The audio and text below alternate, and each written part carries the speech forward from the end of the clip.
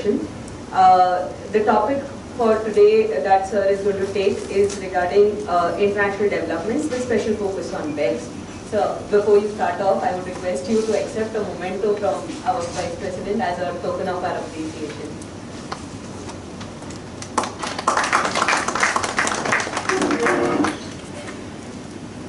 Without much ado, let's listen to sir about the international developments. Thank you.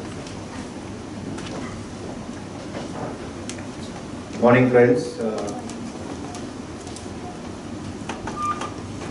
I think this is coincidence. I am here. Sanjay is a very good friend. He called me day before yesterday saying he has some change in schedule and he has to plan some pilgrimage. So can you step in? So that gave me an opportunity to read through BEPS just to prepare myself, because always presenting is the best way to learn. So it gives you an opportunity to go through, it makes you prepared, makes you ready to answer questions. And I said that it's fine, I'll take this up because I've yet to read the entire fine print. So last 2 days I've spent some time, prepared the presentation early morning today, there may be some typos. But what I intend to cover is largely what is relevant to us, because there is a lot of changes in BEPS. So BEPS by itself will take a few sessions to really cover. So what we will do today is only cover those points which really would impact the way in which we think, the way in which we would do our documentation going forward, and what we need to be watchful about as BEPS unfolds. So as you all know, BEPS is still in a recommendatory mode. Once it becomes compulsory and India also says that one needs to implement, then we have to think completely different than what traditionally we have been thinking in transfer pricing.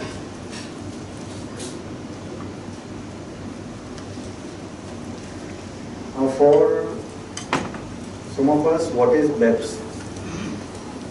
So BEPS is base erosion and profit sharing. What does this mean? So base erosion is when there are situations created where profits actually disappear. Now, how can profits disappear? So profits for tax purposes disappear. Some of us may have read through the Starbucks case. Has anyone gone through the Starbucks or the Amazon case? The Starbucks case. Okay. UK especially, Absolutely. there's a huge human crime. Right. So what was the issue there? So traditionally, if we see transfer pricing as a specific anti-avoidance provision exists from years in developed jurisdictions. So US may be the pioneer, UK has been really forcing the applicability of transfer pricing since a number of decades. In spite of all that, we have a Starbucks case, we have an Amazon case, we have a Google case, we have a Microsoft case, we have an Apple case. What does this all mean?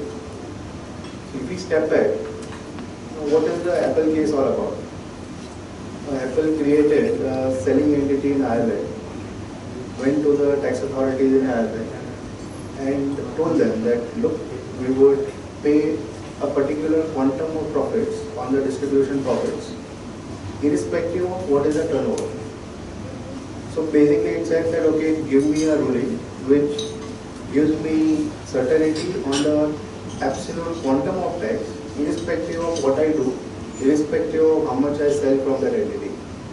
I think Ireland, maybe it was in financial crisis, we don't know, but readily agreed and signed an agreement saying that a flat tax will be payable in Ireland for the distribution activity which Apple will do.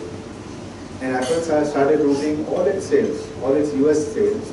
So China would be a contract manufacturer selling goods to Ireland, Ireland then selling it to US customers or US distributor, which would be Apple US, and then Apple distributing it to the customer. Profit started being parked in Ireland. So you had billions of dollars of profit and a flat tax of 50 million. Now effective tax rate was rich. This was what was called. But it took years. It took years for the tax authorities in US also to figure out what was going on. Similar is the case for Amazon. What did they really do? They use a Luxembourg structure. So Amazon in Europe selling goods everywhere in Europe through the internet. Royalties paid to Luxembourg. In Luxembourg, ruling under the transfer pricing rules from the tax authorities, saying that the Lux entity would pay a cost plus on its cost. Can you imagine, for sales activity, the authorities in such developed jurisdictions agree to giving a ruling where the margin to be retained is based on the cost of sales, not on the sales value. They got away with it. It took 10 years. So this has been going for 10 years. And then the EU started crying. They said this is a harmful tax practice. People are using this to shift business from one EU country to the other. Under that guise, all this was disclosed and everything then came to the press, and now authorities are after Amazon. Similarly, is the case of Microsoft. US company selling software IP licenses around the world, virtual monopoly for so many years. Entire development, a large part of development not happening in US. Product packaged and completely put together in a marketable form by the US company. IP not belonging to US, IP sitting in somewhere else, Ireland, some other tax havens. No profit paid in US, no profit paid in the tax haven, no profit paid or tax paid in Ireland. Everywhere there is hardly any tax paid. Again, this is where it is happening. Again, happening in the US. Are the authorities not? Are they so dumb? Maybe they are not. Are the corporates so smart? Maybe they are extremely smart. They are well advised by people like us. They use loopholes in the law to build structure which help them to reduce their taxes. The entire program of BEPS is to figure out what are these loopholes and how to permanently eliminate these loopholes. So figure out what are the ways in which countries, and again, as we all know, countries are fighting for investment in these times. So Singapore fighting with Hong Kong for people to invest in Singapore, vice versa. That happens regularly in Netherlands, Luxembourg. So countries are fighting for business. Countries are fighting for transaction flows which come to the country. In this environment, there is a need to make sure that these countries don't give something which discriminates or gives an unfair advantage to a taxpayer versus a neighboring country or a competing country. So with that objective in 2010 somewhere, the G20 countries came together. They said that let's devise or let's put together a piece of paper, some amount of at least guidance to the authorities that these are situations which lead to shifting of profits or erosion of tax base, and thereafter let the local countries decide what they want to implement. So maybe we as OECD will list down all the laundry list of things which ought to be done. Then let the decision of what is to be done be left to the local jurisdiction. So for example, in a situation like India, we are not a member of OECD, but we are very close observers. We keep giving our comments. Most likely, we may be the first ones or we may be one of the first to implement what OECD is trying to do. And as we go along, you will notice that what OECD has thought about today and is in the discussion paper, India has already implemented. And some other things have been implemented. So maybe we are far ahead in the curve. We have been doing things much faster, at a much quicker pace. We have been diagnosing the problem. Only unfortunately the way in which we administer the law is completely different than how it is administered in advanced countries. I think once the administration process also gets streamlined, I think we'll have a country where everything would be at par with international standards. So as I said, first is profits disappear, and again there are very unique techniques where profits can disappear. For example, country like Hungary give you an automatic deduction for deemed value of intangibles. So if you park, say for example, royalty income in Hungary, then Hungary will say that 80% of the royalty income will give you a deduction because we will deem that the value of the royalty requires a depreciation and that amortization is equal to 80% of the value. So effectively what it means is you are paying effective tax on 20% of the income. Now that's a way to make sure that you are giving a discriminative tax advantage or you are giving the advantage to someone who wants to park royalty income in Hungary. There are various examples. And I can list them, many countries give something which we can't think about. But that's how it is because everyone wants business in their country. So disappearance of profit is by bringing in artificial costs. The other profit sharing shifting means that when it is shifted from say India to a low tax country, maybe it's Dubai, maybe it's Jersey, Channel Island, BVI, etc., tax havens, even Singapore for example. In Singapore the concept is that if you have a Singapore income, a Singapore company, which is not controlled and managed from Singapore, then the income is not taxed in Singapore. So otherwise the next question is that is this Singapore entity then entitled to the tax treaty? The answer to that is no, because there is no taxable income in Singapore. But yes, a Singapore company can be working on a zero tax situation. It just needs to prove that the controlling management of the Singapore company is outside Singapore and the operation of the bank account is not in Singapore. Same is the situation in Hong Kong. In Hong Kong you can have offshore trading, not taxed at all, though the rate of tax in Hong Kong is 17%.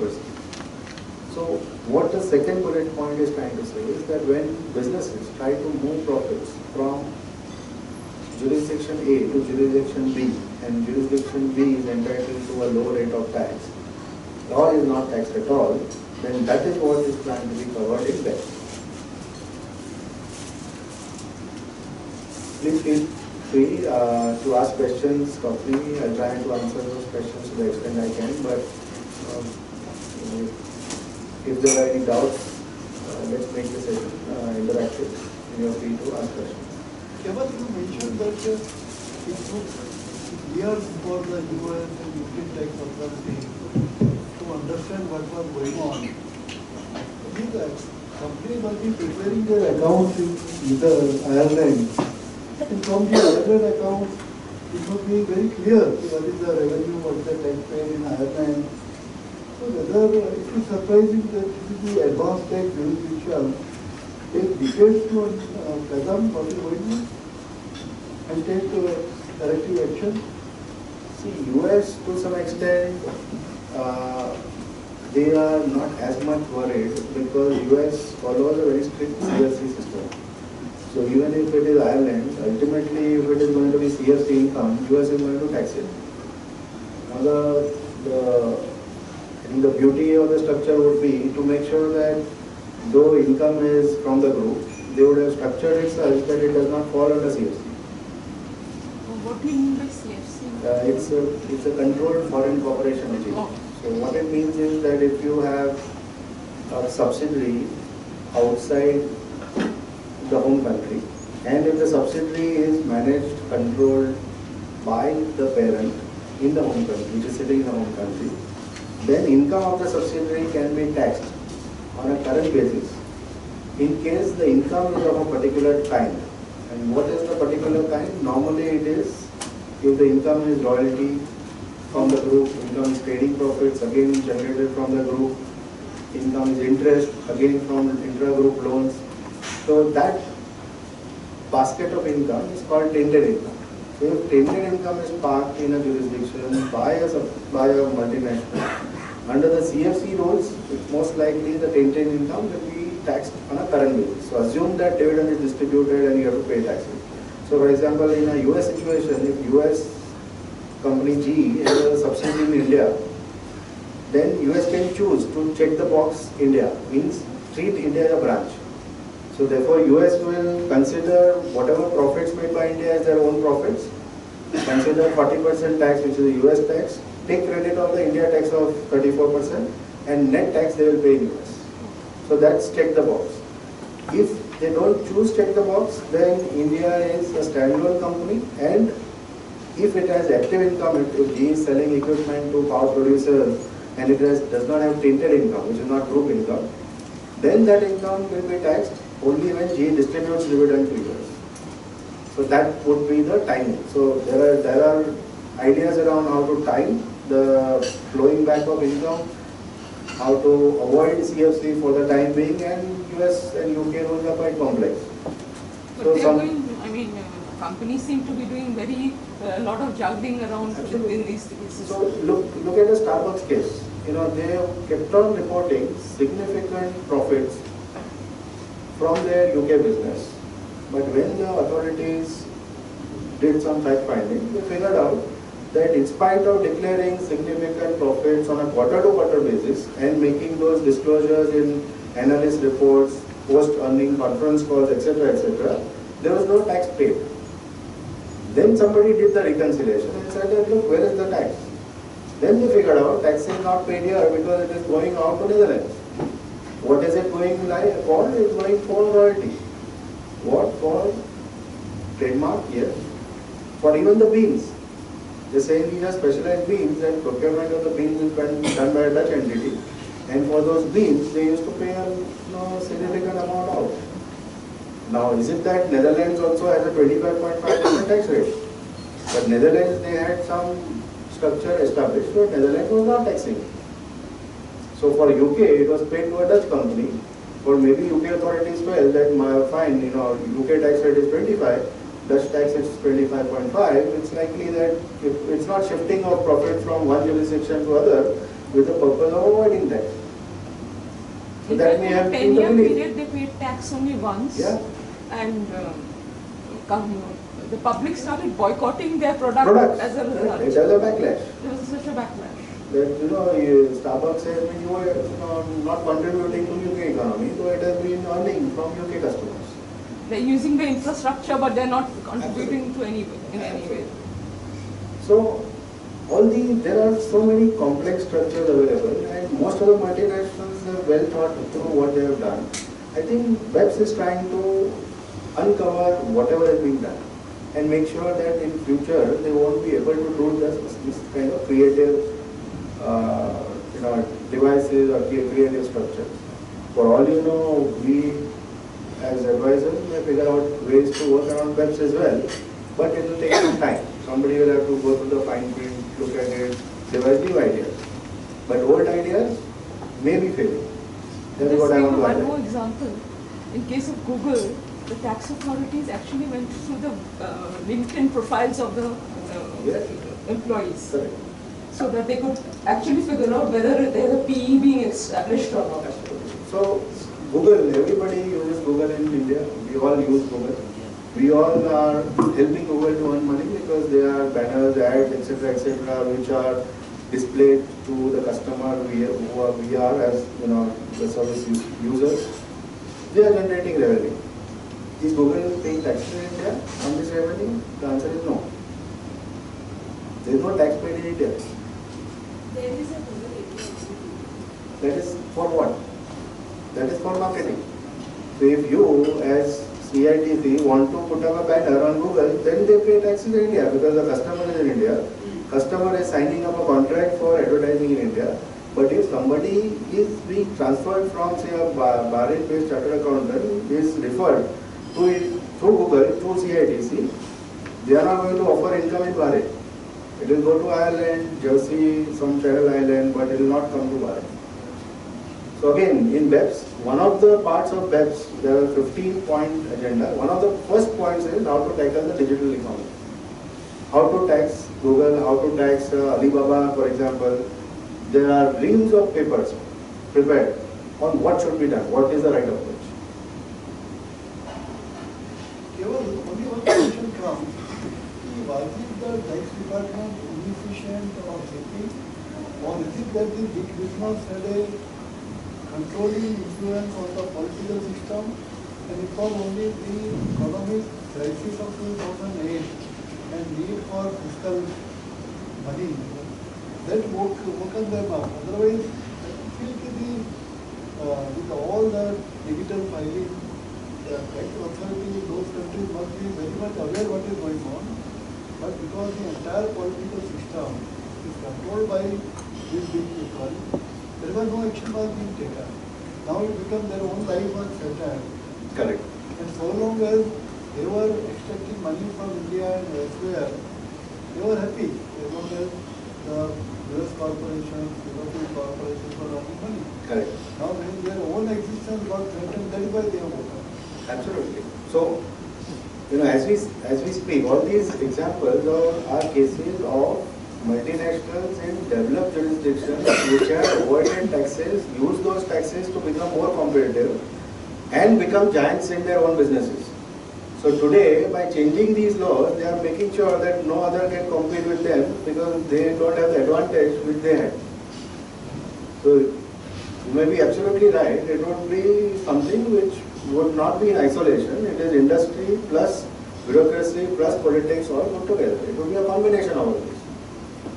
So if tomorrow a Chinese company wants to compete with GE, they will find it difficult because they will have to pay taxes from day one. So their post-tax yield will always be lower. So this would be a combination. And again, if you see what is happening is even the level of activism everywhere in the world is increasing. People are becoming more vigilant, and there are mediums through which they can reach out to larger audiences. So again, internet is a great way in which people, WikiLeaks we saw was an excellent example. Otherwise, it was impossible. They could have easily curtailed what could be in the press because press is restricted. But they could not curtail what came into the internet. There is no way to do that. So even Microsoft case, there is a senator in US who did 6 months of hard work. He opened up the books for last 10 years. He opened up the tax returns. He went through all the Form 10K which are filed by a listed company. He went through all the disclosures. From there he figured out. And he prepared a report saying that Microsoft is the biggest divider in US.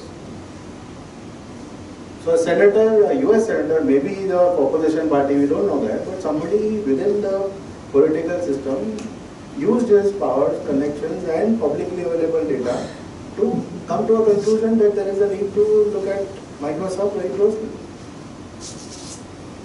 So in fact, when we went to, today Microsoft in India also is facing challenges. So the authorities in India have the entire report with them. They are saying that this is what your guys in your home country have prepared. And from here only we will figure out that you are not paying taxes in India, you are not paying taxes in US as well. So what is the relief and what is the hue and cry you are doing? Where is our taxation? There is no taxation at all. So that's why things are moving. So again, as I said, G20 was the first one, then G8, then India, China. We are significant observers, though we are not members. So we are also encouraging this change. We are giving comments to what we think is right as India. Most of the recommendations we have said yes, we also think they are right. There was an expectation that some of the things like reporting of global income, which we will cover later, was expected to be introduced in the tax returns for March 2015. Fortunately, we have not seen it so far. As we go along, we will see the extent of data which otherwise would go once it is made mandatory is humongous, and it will be a nightmare for taxpayers to defend what they have done.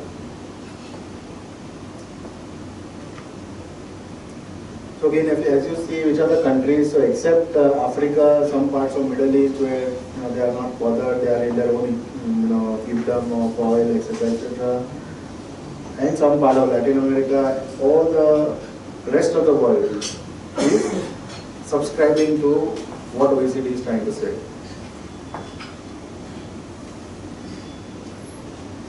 So what is the action plan? So as I was saying, there are 15 items which BEPS has listed. There is some problem, but otherwise these 15 are broken up into 5 boxes. The first action is address tax challenges on digital economy. As I said, e-commerce, internet, etc. That's the first action plan. And again, in this, just to give a quick snapshot, they're saying that one needs to measure eyeballs, one needs to measure what is that is downloaded in each country. If, for example, if it is Google search, how much is downloaded, how many bytes are downloaded in each country, and then revenue needs to apportion amongst the countries based on the bytes downloaded. That's one of the recommendations.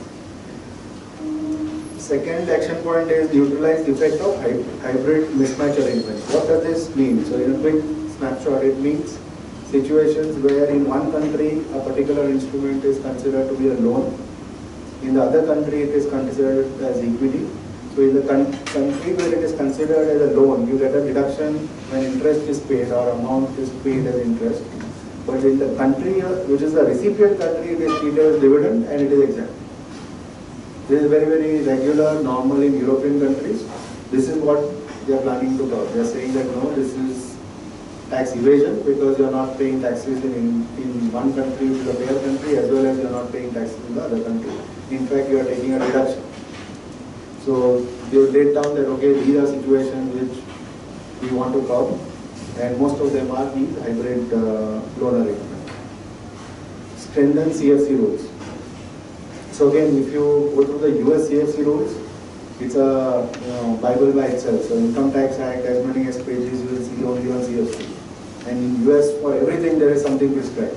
So there is nothing left to the court to interpret. Most of the judgments also we see, they have analyzed the situation, they have prescribed the treatment, so there is certainty for the taxpayer.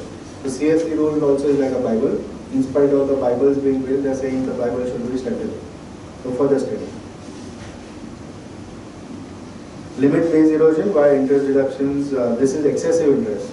So basically, we don't have thin capitalization rules. So in most of the developed countries, there is a limitation on how much interest you can charge to the P&L if the interest is on account of a group loan. If it is a third-party loan, then there is no restriction. But if it's a group loan, then there is a restriction on how much interest can be charged to the P&L. Even loans which are guaranteed by the group get covered because they are considered to be group loans.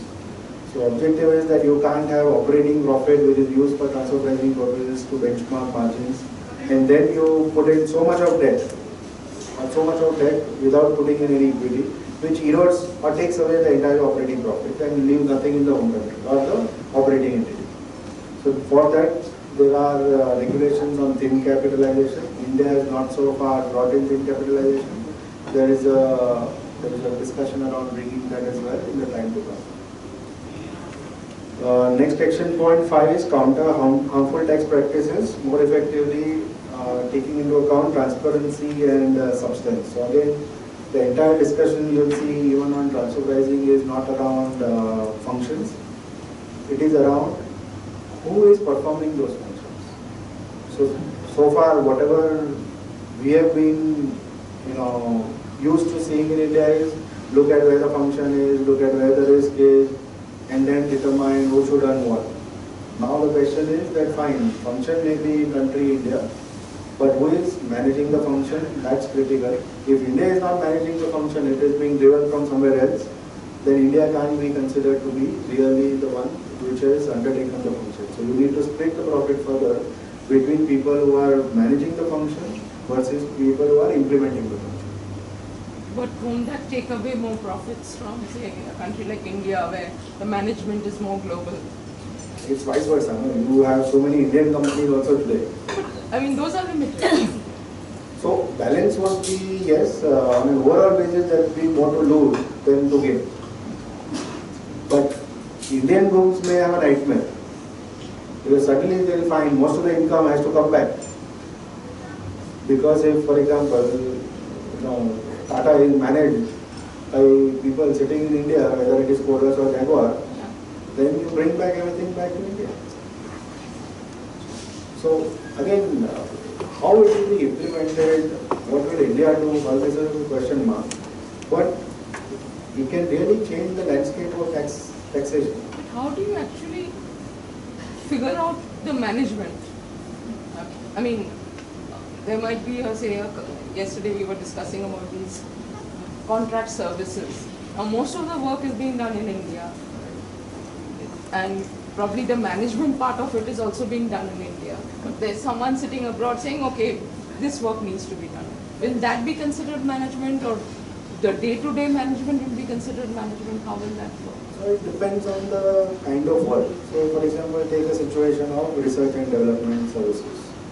So if US MNC or MNC says that, okay, I have a team of 100 PhD engineers sitting in India, and I allow them a budget of $100 million, they are free to do what they want to do. But they have to do something which is incremental, innovative, with beneficial business. That's one situation. The second situation is they will say that, okay, I have 100 engineers, I know what processes I am working on in US or wherever I am, and I want them to do these processes. Yeah, clinical trials or So something. clinical trials, yes. So you do this, and this is the way to do it. Now, the profit attribution in both the situations will be different. In the first situation, the authorities may argue that the discretion given to the Indian management and what the Indian management can do and spend on is so high that effectively the entire research is managed from India. In the second situation, it is not, the clinical trials are not managed from India, they are executed in India. So there the attribution will be different. So therefore for each situation, you will have to determine what is It critical. will become very subjective. Absolutely. Very subjective and litigious. That's for sure. So action 6 says prevent treaty abuse. So again, what this means is using treaties where there are tax advantages because treaty provides you a beneficial tax rate. Most of the treaties which advanced countries are negotiating today have very exhaustive limitation of benefit clause.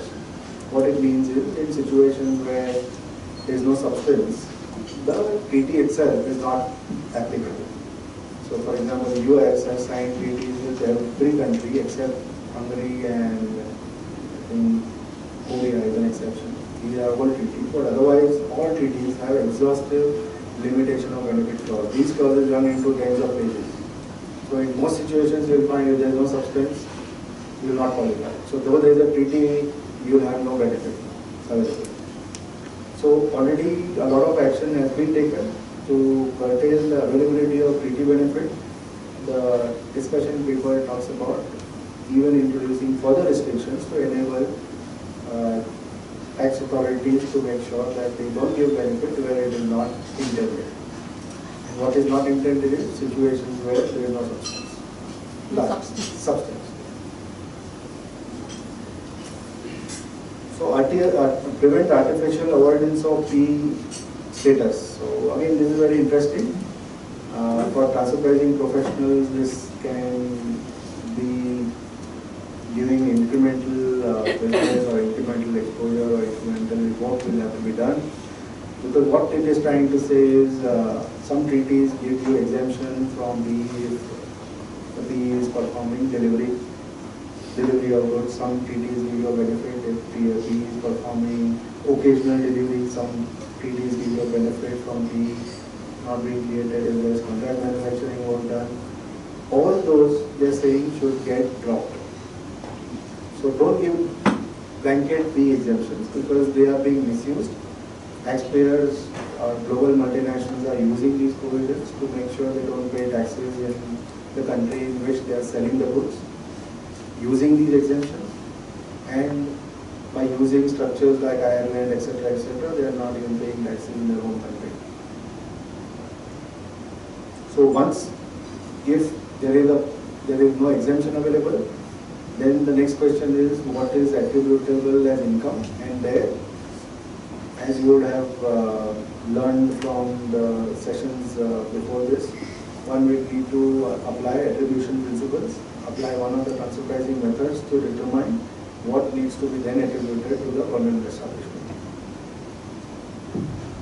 So transfer pricing for intangibles, we'll cover it specifically as we go along, so I'm not touching that now. Item number 11 is establish methodologies to collect and analyze data. That also we'll cover as we go along. This item 12 is very interesting. It says taxpayers should be required to disclose aggressive tax positions upfront to the tax authority. Now this is something which is not new. In US already it exists. So with the return you need to file. In UK they have implemented this and there are still penalty provisions. So upfront you have to file if you have taken an aggressive position, and you have to also disclose on what basis you have taken the position. So it's like inviting attention upfront to the authorities, telling them what you have done, asking them, look at it yourself and satisfy yourself. In case you don't make these disclosures, then the penalties are stiff. In UK it also leads to imprisonment to that extent. Imprisonment directly. Yes. So if you want to do it, if you want to still take a chance, please disclose.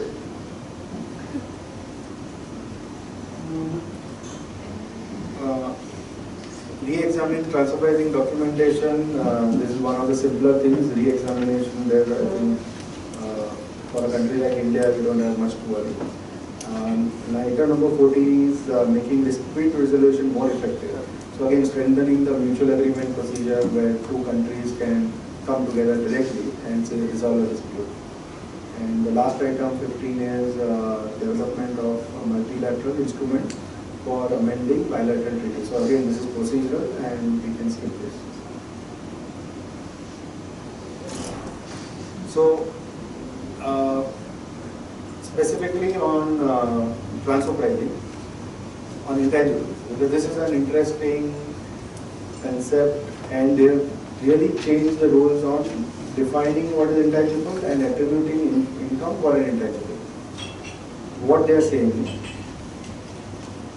that intangible is the most important because a very high portion of the income can get allocated due to intangibles. Therefore, we want to look at it very closely.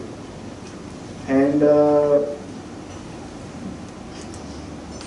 what is very important is, as you see the next, the second last bullet, functional control of key business decisions and risk is the starting point for method selection. Functional control. So far, all the discussions, even in the domestic legislation we have about methods and selection of method, talks about functions and risk. It doesn't talk about control. So it performs the functions. From where it is controlled, that's not what is required to be disclosed today, for example. But here, now OECD is saying the entire discussion should be around from where is the control of the functions. So for example, if somebody has done research or doing research on developing a new molecule, so the research is done, say in Switzerland, it is funded by, say, India, and the directions for the research are given from India by the Indian multinational. Then what OECD is trying to say is that, fine, it's not, in this situation, India has provided capital, India has also provided Switzerland the ability to discover because the direction has come from India. So Switzerland cannot be entitled to the outcome on successful innovation or the full outcome. There has to be a large part of the outcome which should come back to India, so India has contributed to the development.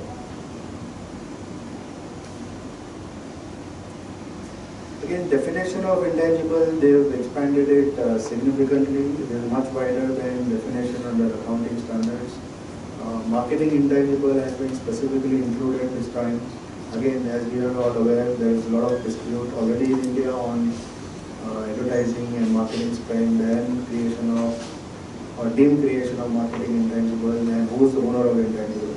I think to some extent the OECD has brought this legislation or at least recommended that there should be a separate item or discussion about marketing intangibles. Again, what's very important is they themselves are admitting that in intangibles, as you see the second para, unique and valuable intangibles, and the OECD says that these are intangibles which are not comparable to intangibles used in potentially third-party situations. We're saying anyway it's going to be difficult, and those cases where there are no comparables available, still those cases should get governed by the legislation. You have to figure out how to allocate profit or how to attribute income in those situations. So there are no comparables which exist, which is self-admitted. Even if it doesn't exist, you still have to prove that what you have disclosed is the right income and how you have disclosed it. So these intangibles are basically like internally available but can't be on. It's like, say, Crocin brand. So you'll never find the equivalent of a Crocin brand. It's a generic, but it's a branded generic. And Crocin is Crocin because it is unique. You will have paracetamol, but that's not a brand, it's a generic name. You would have XYZ, which does not have the same market share. So that, therefore it's not, if it does not have the same kind of market share, it is not a comparable. And therefore you have to benchmark what needs to be paid for Crocin. How do you benchmark it? If, assuming for a moment, Crocin brand is owned by the multinational outside India. So I think these are all theoretical things, but how do we do practically? Has it Yeah, any illustration? exactly. That's what I was thinking. OECD is all about theory. There is no conclusion. It will give you a recommendation. It will give you view 1, view 2, view 3, and then leave it to the local authorities to interpret what view they want to take. But how do you translate this into money terms is what I was thinking when I asked you that question. In money terms, I mean, if you're going to value something, and accordingly, there has to be some money indicators, something, some profit so level as we go indicators, along, whatever it is you called. will soon find that so far the assumption was always that if there are intangibles which are used in the business, and if there are super profits earned by the business, then the super profit is because of the intangible. And therefore, to the extent of whatever is the super profit, a large part of the super profit could be attributable to royalty. Saying that, okay, if I want margin of, my normal margin in the business would have to be, say, 10%. I want 25, 15% is my super profit. This is largely because I am using Crocin brand. And therefore, if I pay 5% royalty, then I am still left with a 20% margin, and that 5% should be alright. That's how tax authorities also had been accepting payments for royalty to be at arm's length. Now what OECD is saying is, I think there is a long way to go. How you happen about how the time is left. yeah, so we try to, There are no answers. no, I'll give you some more complications. No, like for OECD, like for working capital adjustment, OECD has given a complete illustration as to how it can compute it. Right. So like this, whether in such kind of cases any No, nothing is provided. Nothing is provided. This is action plan, they Now- are running hundreds of things. Now in, say, situation like Crocin, what the OECD is saying is, you need to bifurcate the super profit, and you have to bifurcate within buckets. For example, is the super profit because there is no local competition, there is no serious player in the market. If the answer to that is yes, then that part of the super profit cannot belong to the brand. It has to be kept locally because that's an advantage that the local entity enjoys. Then second point they have put in that is if the profits are also due to efficiencies in sourcing. So if you are able to procure raw materials at favorable prices, that's not again because of brand. You leave profits for sourcing. If sourcing is done in India, again behind in India. If there is a profit advantage because there is a location saving. Location saving is a concept where it means that if you are producing in India, India being low cost, inherently you have an advantage, then that advantage does not belong to the brand. So leave back the profit behind in the entity which is giving you the location saving advantage. So there is incremental complication which will get created, and today it was easy to defend payout of royalty situation using TNMM, saying that comparable price I can't find because Crocin is not comparable to anyone else.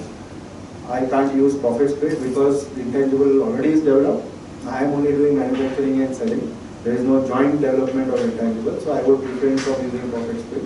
And I would go to TNMM, say that others are making 10%, I have made 25, I am happy because I have earned 15% more, and therefore I am okay if I pay 5% royalty. All that will become difficult going forward if this gets implemented. Because then that 15 of excess will have to be split into these components, and what is the residual after everything is split will be considered to be attributable to the brand.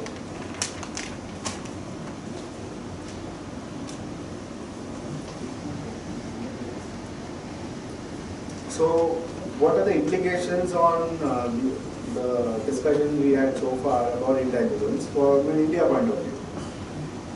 So, as we saw, definition of property, intangible property is extremely wide from a OECD point of view, whereas India still has a restrictive definition. We have to make sure that we bridge the gap. There is no right answer today. Authorities may, as we've seen in the past, authorities may want to use OECD guidance on what is the definition and start issuing notices to taxpayers. Defending them would be the onus of the taxpayer in India. Then classification, again, what's more very important is they have said that even if there is secondment arrangement, if there is a skilled person being moved from country A to country B, there is valuable intangible knowledge which is moving with the skilled resource, and therefore there should be a value to the secondment. So far, all secondment arrangement we have seen is largely based on cost. You either transfer the payroll, so the expat becomes employee of India, pay taxes on his salary income, there is no other transaction because his employment contract has moved. What OECD is saying is if he is really carrying intangible knowledge with him, then there has to be a payment made over and above his salary. Where does the payment need to go? That's not specified. Whether it should go to the entity which is from where he is being deputed, whether it should go to the entity where he has actually learned and gained the intellectual knowledge, know-how, that's not specified. That's another debate which could get added. So, location saving, again, there are some judgments already. India has been saying that, and especially multinationals have been saying that cost plus 20 for software, cost plus 15 for IT, something which is unheard of in our countries. Therefore, we have challenges in defending our own transfer pricing. The authorities in India have been saying that look, India has a location saving. So look at the absolute cost of availing the service from India versus availing it from, say, wherever developed country. And still, if there is an advantage in the cost base, then that 15% should be okay with you. You should be happy that still your cost is reduced by 20%, even after paying 15% margin. So again, the OECD also is working on similar lines. It's saying that location savings, one should try and first estimate what is the location saving, and what they have prescribed is that you need to measure location savings vis-a-vis the comparables. So again, you get back to a situation. For example, if the Indian company is providing IT services to American parent, then what OECD says is look at comparables who are providing similar services and what would have comparables done? Would they have shared the location saving? Now, can I therefore say that okay, if I don't know what they have done in their business, but if I look at the P&L and if I see that they have made a 20% margin, then can I assume that that margin is after they have shared whatever is the location saving? So still, I should be only looking at T&M of these comparables because automatically it is assumed that location saving has been shared. However, what will become important is in the comparables, we have to make sure that comparables have a large proportion of export revenues. If there are domestic comparables, then they won't work because you don't have that argument of location savings available. So therefore, the way in which you identify comparables will have to change. So contract R&D again, whether the clinical situation we were discussing, whether cost plus is still the right answer for contract R&D. So again, largely it depends on who is driving the R&D. If the person driving the R&D is sitting outside the country, then cost plus may work. If it is being driven from India, then cost plus may not be the right approach, and profit split is what OECD is recommending. So some of the key things or some of the thoughts which we need to have when we are either looking at these situations or we are facing clients who are in similar situations going forward based on what we just discussed is where are the value drivers, who is driving it, whether it is a licensor or the principal entity, who is performing the activity, who is monitoring these activities, who is guiding. So what all this is suggesting is that maybe in the time to come, we'll have to get into the next level of documentation for transfer pricing. We saw so far in the first 10 years, the first level, which is basic method, when the method should be applied, what comparables, etc., etc. Now, the qualitative aspect is going to start. You have to understand business And after understanding the business, you have to apply the right comparables and the right method.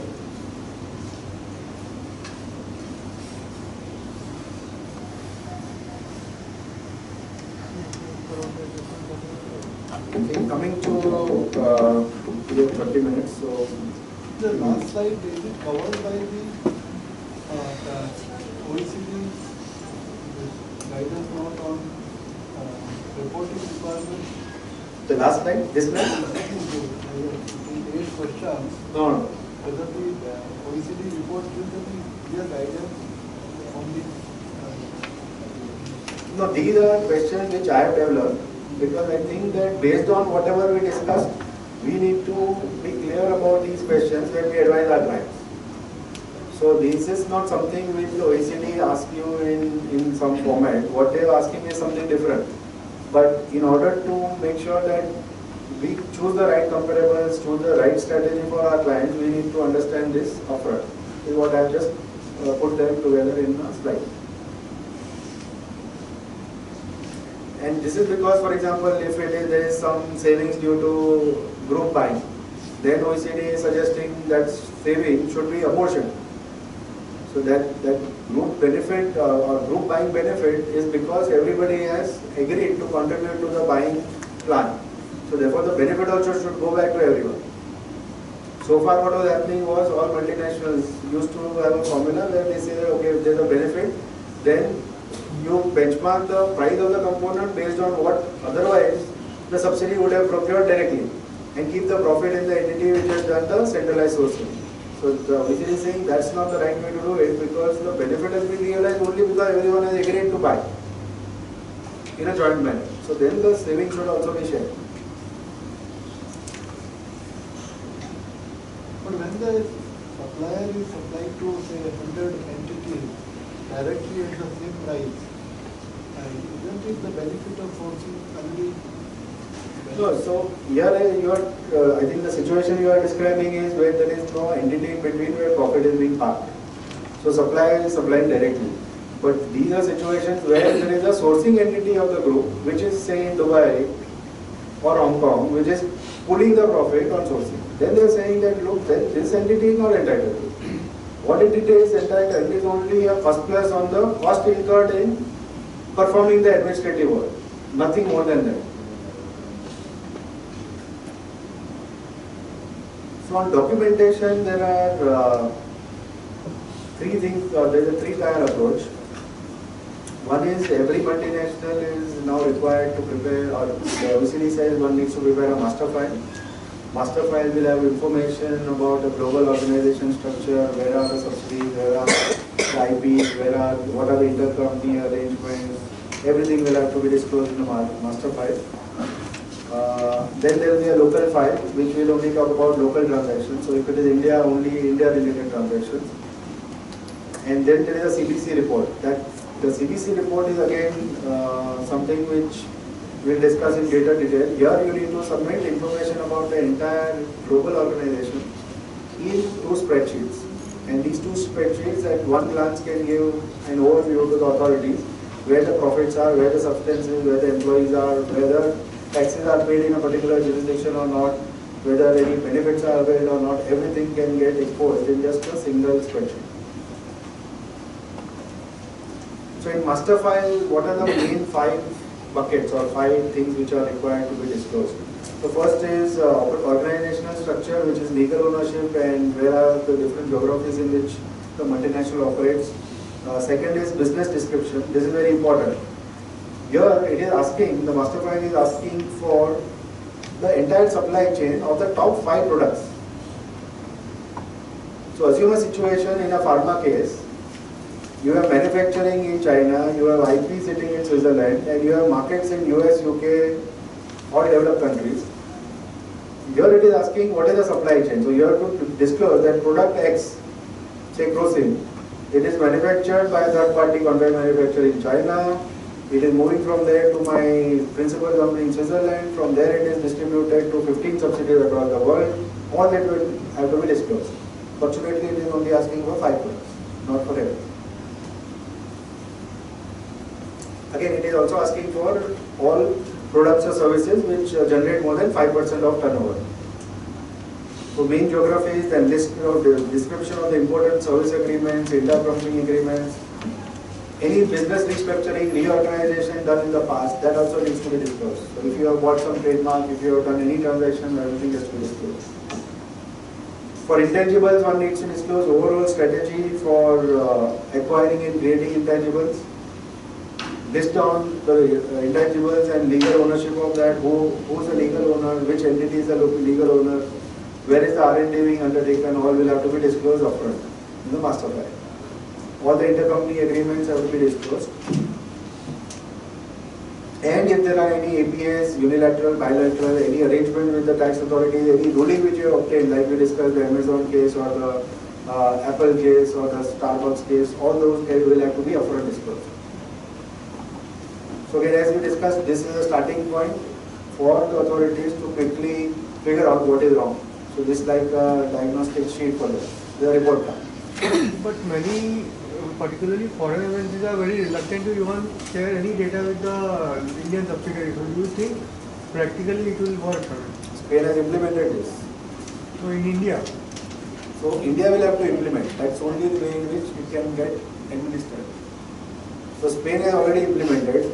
This year's tax return in Spain will carry global information for every Spanish company.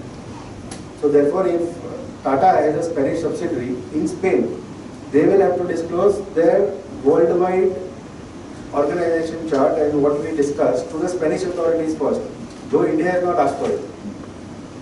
But then nobody is actually very willing to share. I've experienced it myself.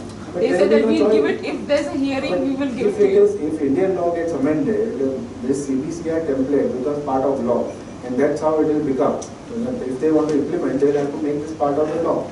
So it will become part of the disclosure form, which will have to be maybe filed with the tax return or Form 3CB. If that is what is done, then there is no choice available to a material. They have to do it. India's tax period doesn't help because most MNCs have a calendar year or maybe October to September even. And we want the benchmarking and everything done every year annually. Yeah. That doesn't help either. So we'll have to align our law, but it can be implemented only if the law is changed and there is regulatory team made available, because otherwise all this is recommended.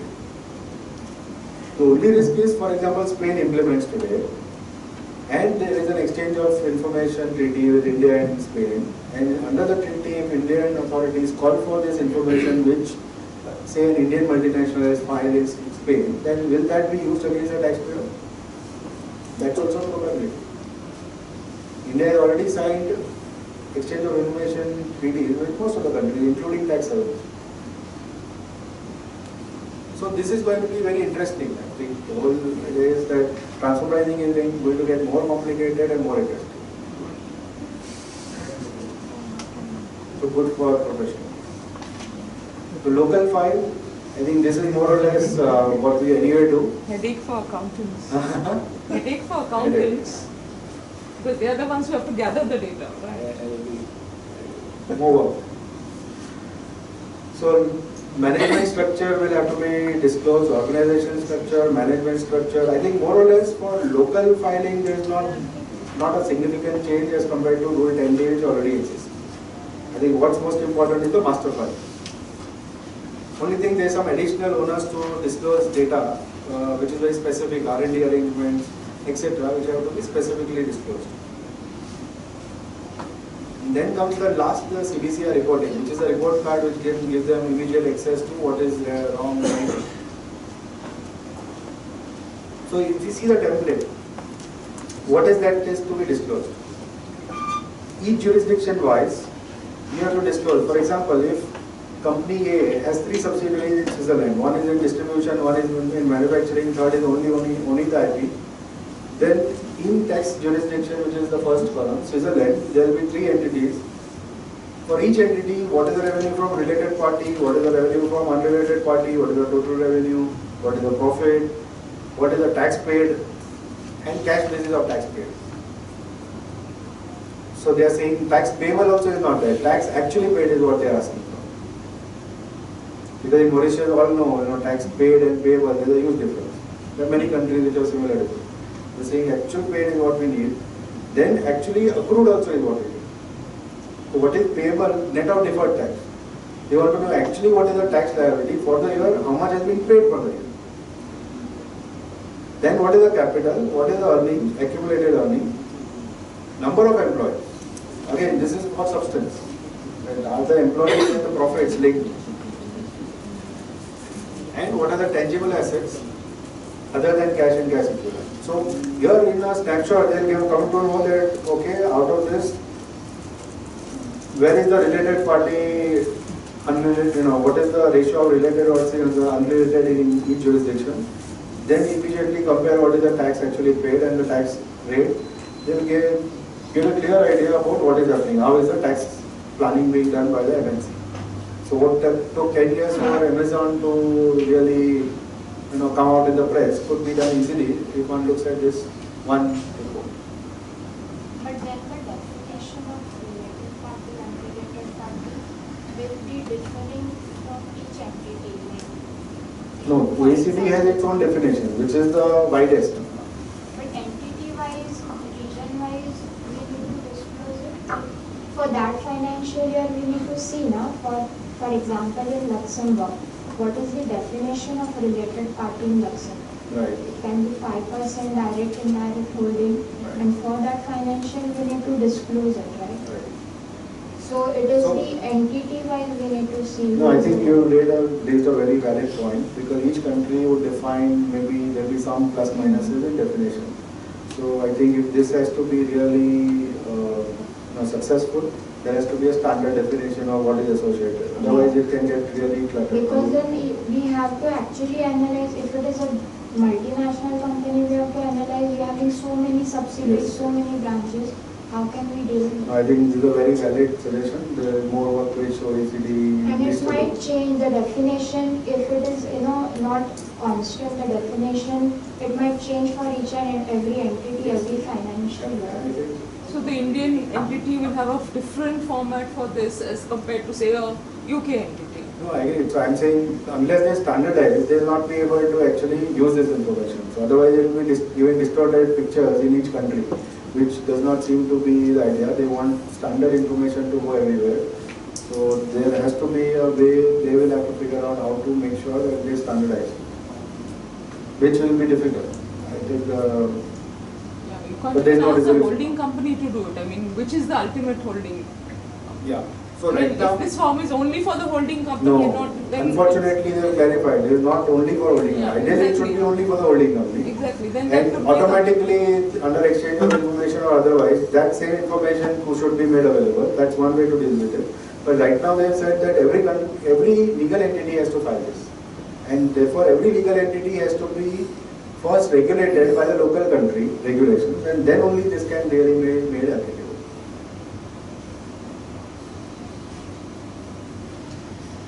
So I think we discussed this. There is a second chart, second table also, which is again, yes, they are not asking about any numbers. They are only asking qualitative information. What is done in which country? So jurisdiction, for example, again, if it is Dubai, then if there are more than one entity, then list all the entities here. Then the second column is interesting. Constituent entity resident in the tax jurisdiction or not. So this is one of the very common ways to plan taxes. So you have a resident, you have a UK company not resident in UK.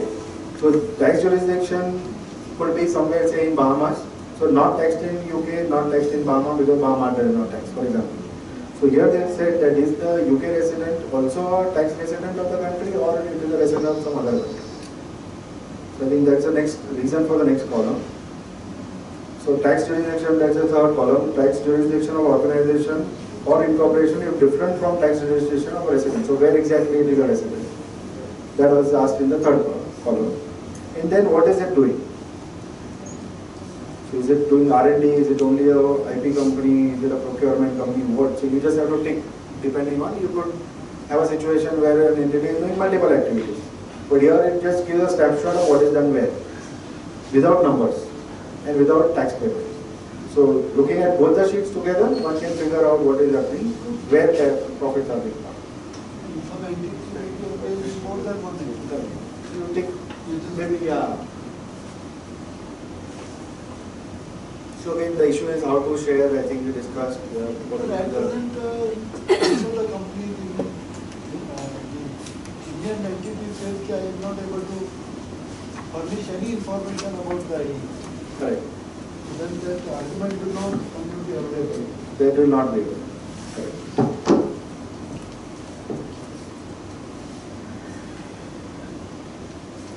So I think concluding thoughts, we need to be very vigilant now when we practice this subject, because it is going to get more and more complicated.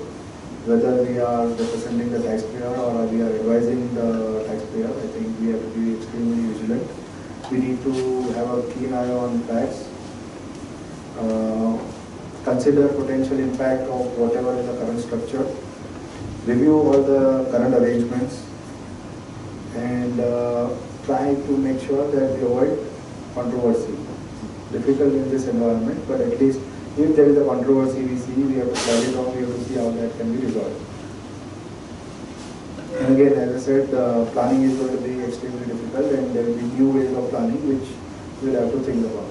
Because all the traditional ways of planning, somewhere or the other, they have been already thought about and done. Thank you. One very basic question. This entire BEPS planning and implementation process, at what stage is India? When are we expecting? So first is India is not a OECD member. We are just observers. Having said that, the competent authority and very senior people in the CBDT have made public statements that we want to implement some part of BEPS. So last year there was discussion that they will change the law to get CBCR in from 2015. It did not happen, but it was expected at some point in time. In fact, the format makes it clear that's information that is very crucial. So it did not happen, but it was expected that it would happen. So out of the rest of the 15 action points, there are many action points where India has suo moto already implemented, and in bits and pieces, not fully. So somewhere I think India will subscribe to some of these aspects. Key would be that how do they integrate this in the Indian legislation, and I think the most important thereafter is how do they really administer this, because there's too much of information which is going, it can be really misused if it is not right. So I think that's going to be something which will make multinationals really different.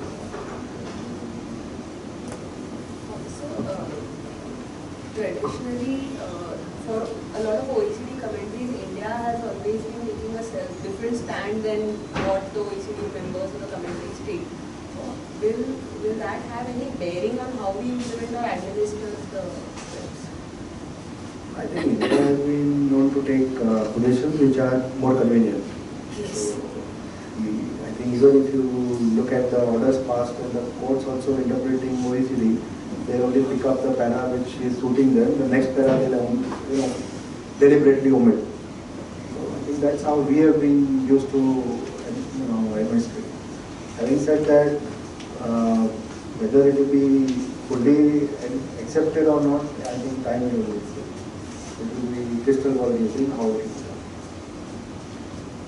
Even pending creation of legislation on the BEPS action plan, whether the ideas, thoughts and the theories propounded in this BEPS report can be used to determine and settle the ongoing disputes pending before the courts.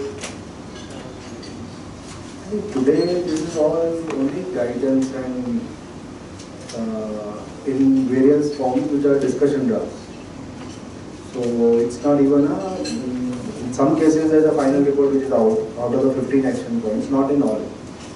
So it's all recommendatory, and as we discussed, as far as India is concerned, since we are not members, we are not legally also bound.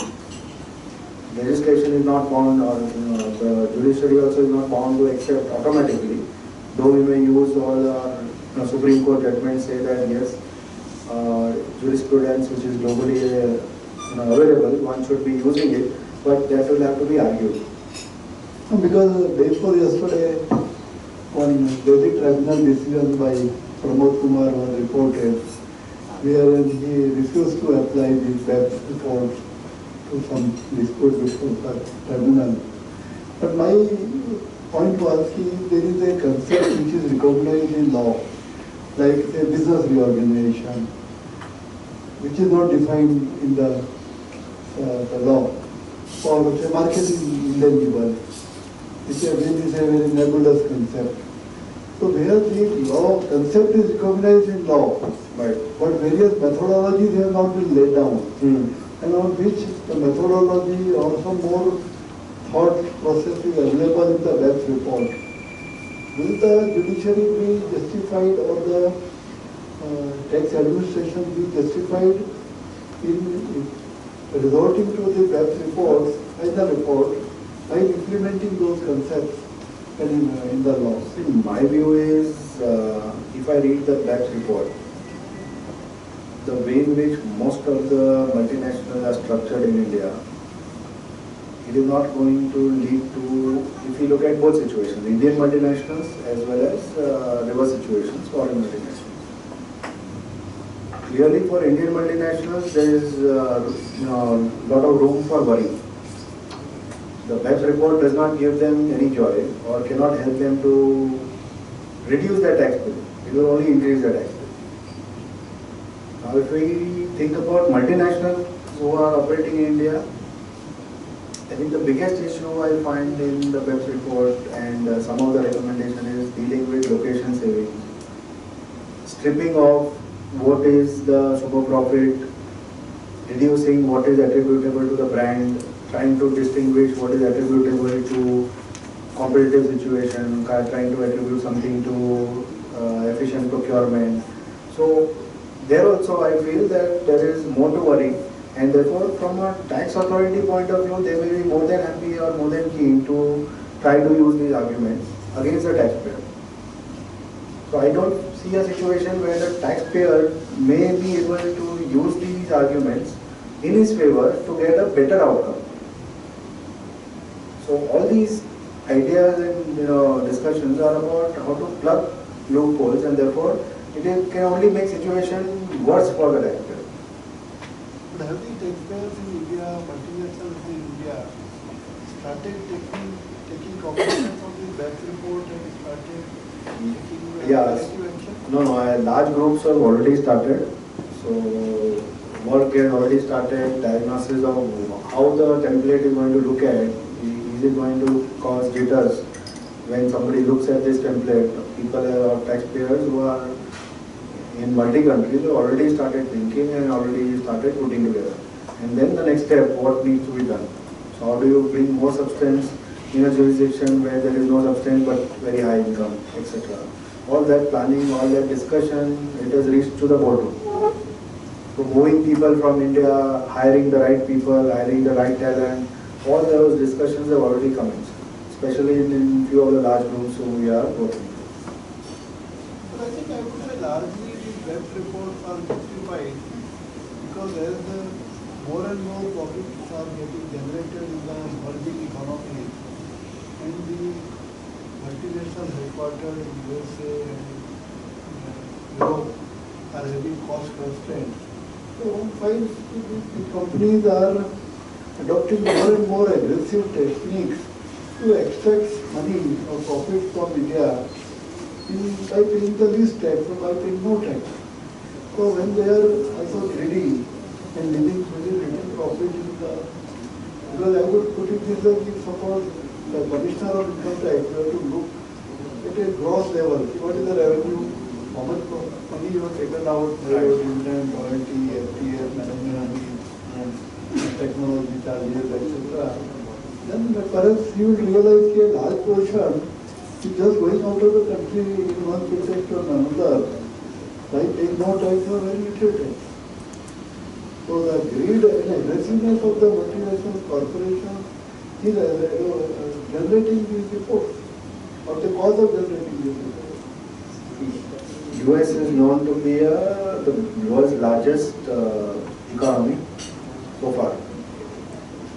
Large part of the US multinational cash is not in US. Now with the BEPS report and what is being talked about, there is a simultaneous scheme in US that you get back profits and you will be entitled to a lower rate of tax. So profits which are kept in subsidiaries outside, if you get back to US, there is a limited window, or there is a window made available that will be taxing it only at 15% as compared to the normal tax rate of 35-40. All this is somewhere US also wants to get the money back in the country. So with BEPS coming in, if US multinational starts realizing that there is no way they will be able to hold on to this cash for a long period of time, then might as well bring it back to US, pay one-time tax, US government gets what it wants to achieve. Therefore, I think this is not only for helping emerging economies, it is for helping the advanced economies as well. I think those who are supporting the lobby is largely from the advanced countries in OECD. In fact, OECD is entirely composed of the tax officials. But there is a lot of, though it is official, there is a lot of lobbying which is happening in OECD. Yeah. Objectively speaking, for BEPS, what they essentially want to say, tax revenue should not be parked in intermediate countries, Correct. especially in tax. So it should go either in one or the other. Now, in that respect, are the BEPS report, in favor of developed countries more, or they are balanced? No, they are balanced. They are just saying, they are not even saying, they are just saying it should go where the functions are actually not only performed but also supervised and managed. So they are neutral about location. They are saying that profit out of the entire pool should largely go if there is an intangible, then from where is the intangible effectively managed, created, developed. So once that is achieved, wherever it is, profit should go there. So if you see, Silicon Valley is the brain behind the technology sector. So logically, large part of the profits in Silicon Valley has to go back to US. They can't go to Bermuda, they can't go to Jersey. So most of the US companies which are in technology, they are headquartered in Bermuda or Jersey, but listed in US. Operations in US, profits not being paid, tax not being paid because they are sitting and park the profit somewhere in some Ireland or Bermuda or Jersey. So all that will go away under this. Automatically, if Apple has in Sao Alto 5,000 and 15,000 people, profits will have to be offered in US only.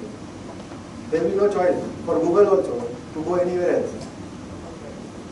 So I think this is something which is much more larger and complicated, and I think it's developed countries have a lot to give because they are also feeling the pinch. Now, profit is also, for example, if you look at Apple's balance sheet, they have some $400 billion.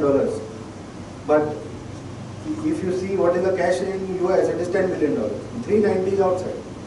So 98% of the cash is not in US. It is sitting outside, generating revenue as interest or from financial sources. It is generating income, which also is not offered to tax in US.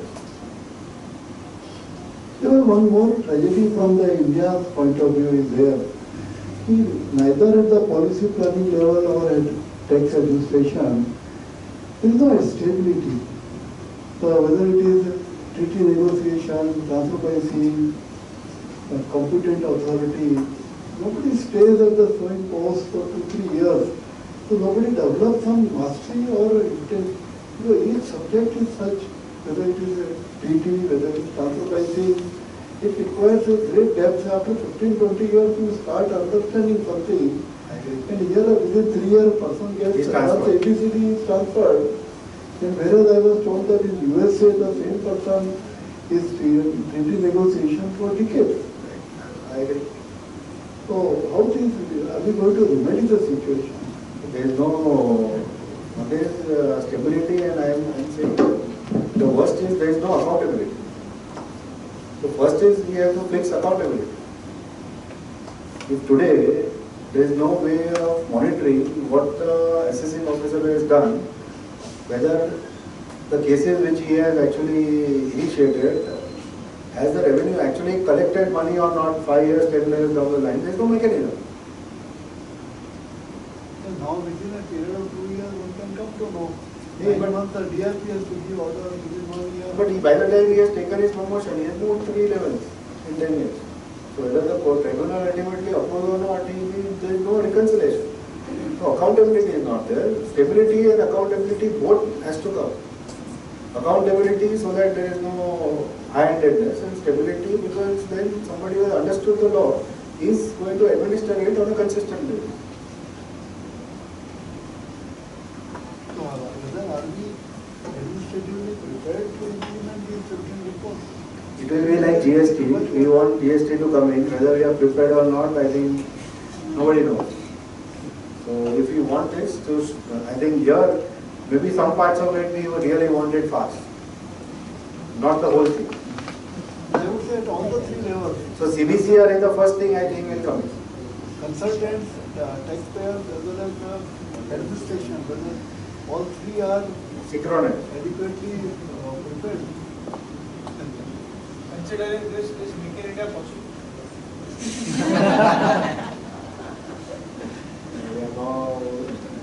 We are not equipped to answer this question, but I'm saying this will keep evolving. Businesses will still keep coming to India because where is the growth? I think, yes, are we creating hindrances by doing certain things which we could have avoided or done it differently? Clearly we are creating hindrances. But still, investments will come, or may come, but it will come slowly, or it will come in a delayed manner, or we will get a lesser allocation. But otherwise, there are just 3 countries in the world which are growing in this space. So money has to still come to India. India and China. There is a choice. There is hardly Europe is dead, US is now. So thank you so much for a patient hearing.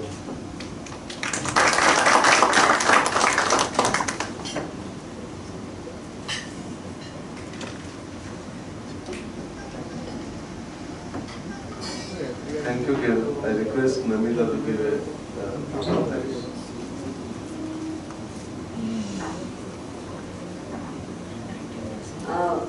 Friends, I just walked in time before the session started today morning, and I just quickly looked at the introduction kept on the table and I saw 2 lines. I thought probably somebody at the chambers had forgotten to take a full printout, so I quickly checked the email again, and the introduction was still 2 lines only. After the completion of the session, I think that was sufficient an introduction because words, the speaker today has spoken for himself, and he has dealt with the subject in so much detail, giving us, of course, where the subject is still in a very preliminary form, giving us an insight as to what could be the issues involved, how we will be, how we should be looking forward to implementation of BEPS in India especially, and what could be the impact not only in India but world over. He has looked at the nuances of the subject in detail. With those few words, I request all of you to carry a loud applause for the vote of thanks I propose for him. We break for tea for 15 minutes and then continue for the next session.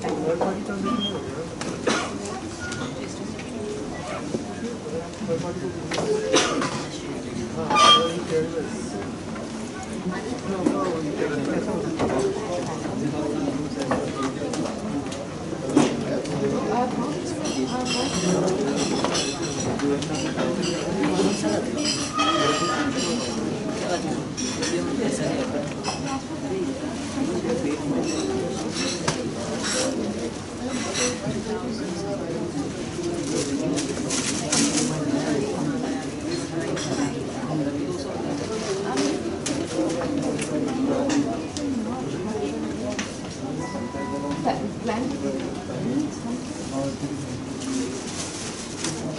It's too expensive.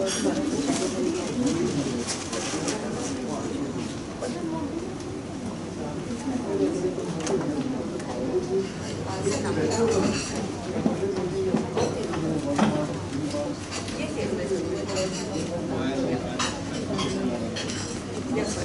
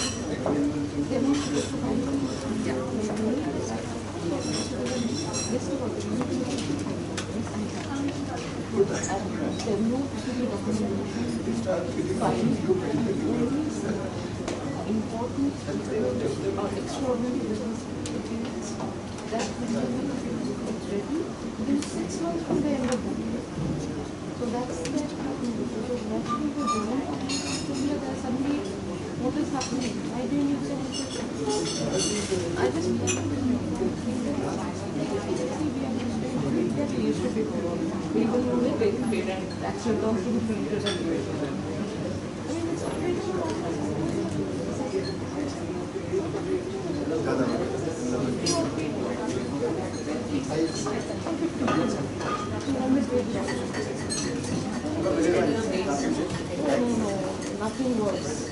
You have to believe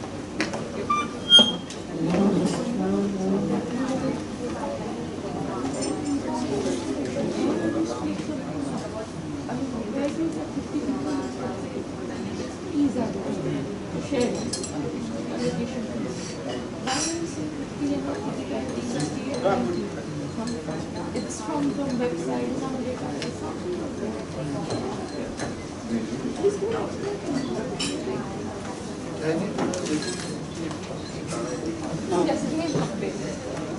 It's sitting and complaining about this. जो है वो है